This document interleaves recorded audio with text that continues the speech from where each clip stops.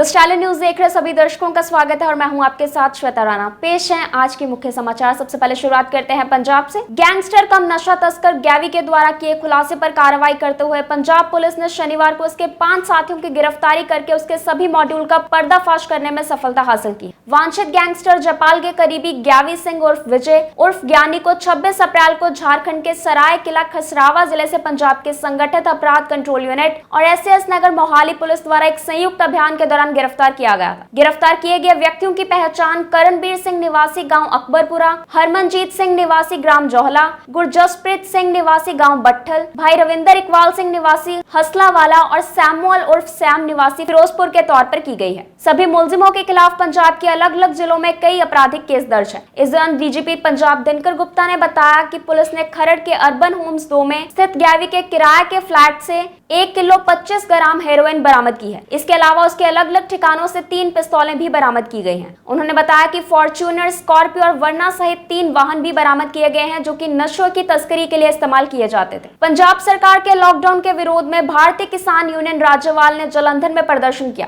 उन्होंने दुकानदारों से अपील की कि वे अपनी दुकान खोलकर कारोबार करें। अगर सरकार या पुलिस ने कोई कार्रवाई की तो किसान डटकर उनका साथ देंगे।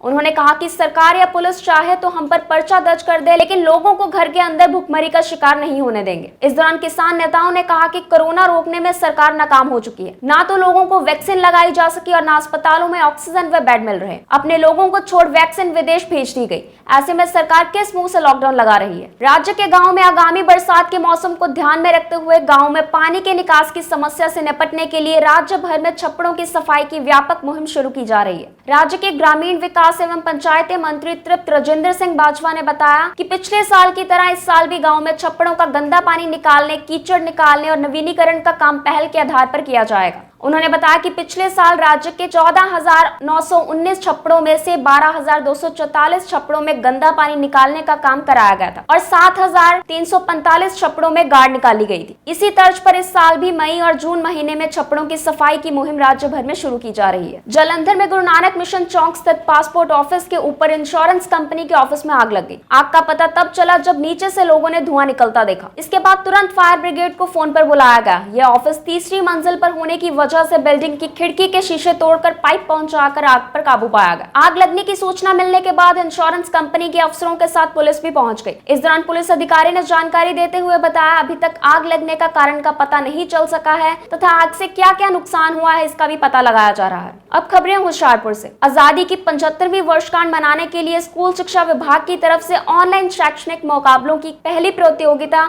भाषण मुकाबले आज से रजिस्ट्रेशन फॉर्म भरने उपरांत शुरू हो गई। इस संबंधी जानकारी देते हुए जिला शिक्षा अधिकारी गुरशरण सिंह ने बताया कि प्रतियोगिता में प्रदेश भर के सरकारी, सेकेंडरी, मिडिल एवं प्राइमरी वर्ग के बच्चे पूरे उत्साह के साथ भाग ले सकते हैं। उन्होंने बताया कि विशेष जरूरत वाले बच्चे भी 3 वर्गों में भाग ले सकते हैं। प्रतियोगिता में भाग लेने वाले प्रतियोगी 11 मई को रात 12 बजे तक अपने भाषण संबंधी बनाई वीडियो को सोशल मीडिया के अलग अलग माध्यम से पब्लिक के लिए अपलोड कर सकते हैं। डीईओ ने बताया कि बच्चे अपने भाषण का वीडियो 3 से 5 मिनट का बनाएं तथा संबंधित फॉर्म में कॉपी पेस्ट करें। 11 मई को अलग अलग स्कूलों के पहले स्थान पर रहने वाले प्रतिभागियों की वीडियो लिंक तथा शेष प्रतिभागियों की जानकारी संबंधित स्कूल मुखी व अध्यापक विभाग की तकनीकी टीम द्वारा दिए गए गूगल फॉर्म से भरेंगे। इसके बाद ब्लॉक, जिला एवं प्रदेश स्तरीय परिणामों की प्रक्रिया आरंभ होगी। सरकारी मॉडल हाई स्कूल सेक्टर 2 में गीतिका ठाकुर ने बतौर हेड मिस्ट्रेस पदभार संभाला। इसके पहले वह सरकारी हाई स्कूल अमरोह में तैनात थी। पदभार संभालने दौरान उन्होंने कहा कि स्टाफ के सहयोग से स्कूल का कुशल प्रबंधन करना और बच्चों तक गुणात्मक शिक्षा पहुंचाना उनकी प्राथमिकता रहेगी। जल सप्लाई एवं वर्कर यूनियन मुकेरिया व तलवाड़ा के प्रधान रजत कुमार की अगुवाई में बैठक हुई, जिसमें उन्होंने कहा कि कर्मियों की मांगों को लेकर बार बार ज्ञापन दिए जाने के बावजूद उनकी मांगों की तरफ ध्यान नहीं दिया जा रहा। उन्होंने कहा कि विभाग द्वारा एक पोस्ट पर काम कर रहे कर्मी से 5-5 पोस्टों का काम लिया जा रहा है और वेतन एक भी पोस्ट के बराबर नहीं दिया जा रहा। प्रधान रजत कुमार ने बताया कि 11 मई को निगरान इंजीनियर होशियारपुर के कार्यालय के समक्ष रोष प्रदर्शन किया जाएगा। रेगुलर करने की मांग को लेकर एनएचएम एम्प्लॉयज यूनियन से जुड़े सरकारी अस्पताल के स्टाफ सदस्यों ने अनिश्चितकालीन हड़ताल के 5वें दिन भी राज्य सरकार के खिलाफ नारेबाजी की। इस दौरान उन्होंने अपनी मांगों को लेकर मुख्यमंत्री पंजाब के राजनीतिक सलाहकार विधायक संगत सिंह गिलजिया को मांग पत्र भेंट किया। अस्पताल में धरने पर बैठे समूह कर्मचारियों ने रोष जताते हुए कहा कि कोरोना महामारी के दौरान वे तनदेही से सेवाएं निभा रहे हैं,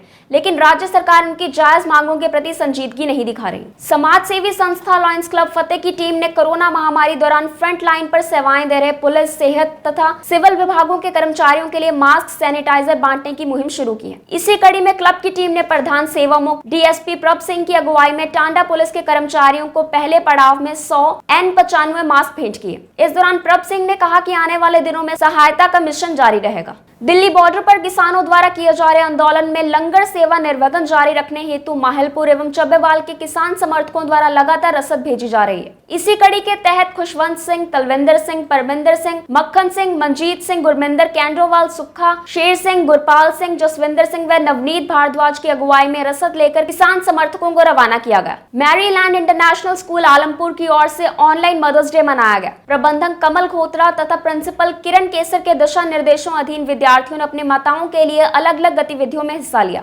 अध्यापकों से बच्चों को कुछ थीम दिए गए, जिसमें अपनी माँ की फोटो का कोलाज बनाकर गिफ्ट करना, माँ के लिए बढ़िया डिश तैयार करना, माँ पर आधारित गाने गाना, माँ को फूल भेंट करना, माँ के लिए क्राउन बनाना इत्यादि थे। विद्यार्थियों ने पूरे उत्साह के साथ इन गतिविधियों में हिस्सा लेते हुए मदर्स डे मनाया। प्रिंसिपल किरण केसर ने सबको अपनी मां तथा मदर्स नेचर का सत्कार करने की प्रेरणा दी। बहुजन समाज पार्टी के प्रधान डॉक्टर जसपाल सिंह ने साथियों सहित गांव चिपड़ा में पहुंचकर MA पंजाबी संगीत विषय में पंजाबी यूनिवर्सिटी में गोल्ड मेडल हासिल करने वाले गुरसेवक सिंह को सम्मानित किया। डॉक्टर जसपाल सिंह ने गुरसेवक को शुभकामनाएं देते हुए कहा कि आज अगर हमारा समाज तरक्की कर रहा है तो यह डॉक्टर भीमराव अंबेडकर जी की देन है। उनके द्वारा संविधान में दिए गए अधिकारों के बल पर ही आज हम तरक्की के नए आयाम छू रहे हैं। पंजाब सरकार के दिशा निर्देशों अधीन जिले में लगे लॉकडाउन के मद्देनजर मुख्यमंत्री के राजनीतिक सलाहकार विधायक संगत सिंह गिलजिया की अध्यक्षता में पुलिस प्रशासन तथा व्यापार मंडल की बैठक आयोजित की गई, जिससे कोरोना महामारी की इस मुश्किल घड़ी में पुलिस प्रशासन ने पार्षदों तथा लोगों के सहयोग की मांग की। इस दौरान डीएसपी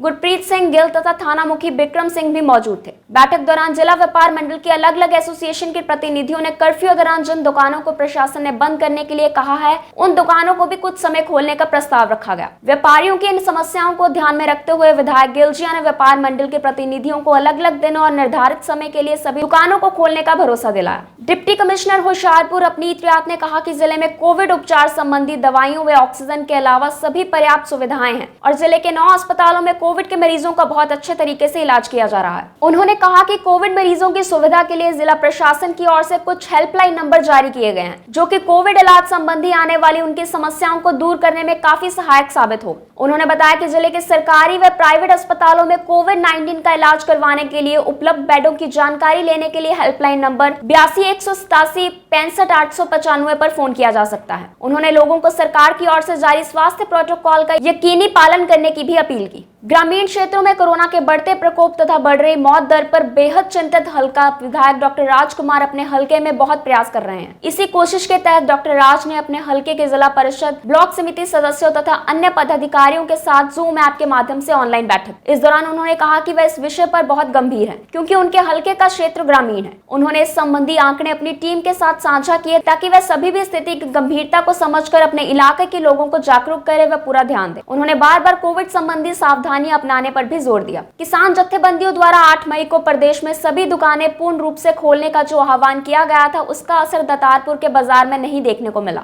दतारपुर के दुकानदारों ने सरकारी दिशा निर्देशों, जिसमें शनिवार रविवार को पूर्ण लॉकडाउन को अमली जामा पहनाते हुए दुकानों को लगभग पूर्ण रूप से बंद रखा। दतारपुर में ड्यूटी दे रहे तलवाड़ा पुलिस के अधिकारी धर्मेंद्र सिंह ने बताया कि यहाँ सभी दुकानदार पुलिस व प्रशासनिक दिशा निर्देश का पालन करते हुए कोविड नियमों को अपना रहे हैं। जैजो, द्वाबा तथा चब्बेवाल पुलिस द्वारा कोविड-19 के मद्देनजर वायरस के फैलाव को रोकने के लिए क्षेत्र के अलग अलग भागों में चेकिंग अभियान चलाया गया। जिलाधीश अपनीत रियात एवं सहायक excise and taxation commissioner Avtar Singh Kang के मार्गदर्शन में SSO देशराज, देवेंद्र सिंह तथा प्रदीप कुमार के नेतृत्व में पुलिस कर्मचारियों तथा special duty officer Rajneesh Guliani, Kamal Khosla और कश्मीर सिंह, संदीप सिंह ने लोगों को कोविड-19 के बढ़ते प्रभाव के मद्देनजर सरकार के आदेशों का पालन करने को कहा। हल्का शाम 84 के विधायक पवन कुमार आदिया ने बताया कि कंडी इलाके में सिंचाई समस्या को दूर करने के उद्देश्य से उन्होंने ब्लॉक भूंगा के तहत पड़ते 10 गांव के लिए 10 ट्यूबवेल मंजूर करवाए हैं। उन्होंने बताया कि यह ट्यूबवेल ब्लॉक के तहत पड़ते गांव जनौड़ी, चक गुजरा 1, बरौटी, बसी बहादुर, चक लादियां, खोपड़ा, ढक्की तथा चक गुजरा में लगाए जाएंगे। उन्होंने बताया कि इन्हें लगाने में करीब 2 करोड़ रुपए की लागत आएगी तथा यह जल्द ही किसानों को समर्पित किए जाएंगे। अब खबरें देश विदेश व पड़ोसी राज्य से। नासा की कैलिफोर्निया स्थित जेट प्रोपल्शन लेबोरेटरी ने इंजेन्युइटी हेलीकॉप्टर की 5वीं प्रशिक्षण उड़ान भरने से पहले अब तक की पहली ऑडियो क्लिप जारी की है। नासा ने मंगल पर भेजे गए अपने हेलीकॉप्टर की शानदार तस्वीरें और वीडियोस भी साझा की हैं। वीडियो में हेलीकॉप्टर की आवाज आ रही है जो मच्छर के भिनभिनाने की आवाज की तरह प्रतीत होती है। चीन द्वारा अंतरिक्ष में छोड़ा गया चीन का 21 टन वजनी रॉकेट तेजी से धरती की तरफ बढ़ रहा है। विशेषज्ञों ने संभावना जताई है कि इस लॉन्ग मार्च 5B रॉकेट का बड़ा हिस्सा आज यानी शनिवार को धरती पर किसी भी वक्त गिर सकता है। दरअसल ये रॉकेट चीन ने पिछले हफ्ते लॉन्च किया था। वहीं दूसरी ओर चीन की अंतरिक्ष एजेंसी इस मामले पर अभी तक चुप्पी साधे हुए हैं। आशंका जताई जा रही है कि इस रॉकेट का मलबा न्यूयॉर्क, मैड्रिड और पेइचिंग जैसे शहरों में कभी भी गिर सकता है। ये रॉकेट करीब 100 फीट लंबा है और इसका वजन 21 टन है। इन 2 दिनों के समय में ये रॉकेट धरती का 30 बार चक्कर लगाएगा। ये रॉकेट 1 घंटे में 18,000 मील की दूरी तय कर रहा है। अगर यह हिस्सा किसी आबादी वाले इलाके में गिरा तो तबाही मचा सकता है। कोरोना महामारी पर काबू पाने के लिए राजधानी दिल्ली में चल रहे अब तक के सबसे बड़े कोविड-19 वैक्सीनेशन अभियान पर मुख्यमंत्री अरविंद केजरीवाल ने कहा कि यदि हमें पर्याप्त मात्रा में वैक्सीन की डोज मिलती है तो हम 3 महीने के अंदर टीकाकरण पूरा कर सकते हैं। उन्होंने बताया कि दिल्ली की जनसंख्या 2 करोड़ है। 1 करोड़ लोग 18 साल से ऊपर, 50 लाख 18 साल से कम उम्र और 50 लाख 45 साल से ऊपर हैं। दिल्ली में 18 वर्ष से ऊपर के 1.50 करोड़ लोग हैं,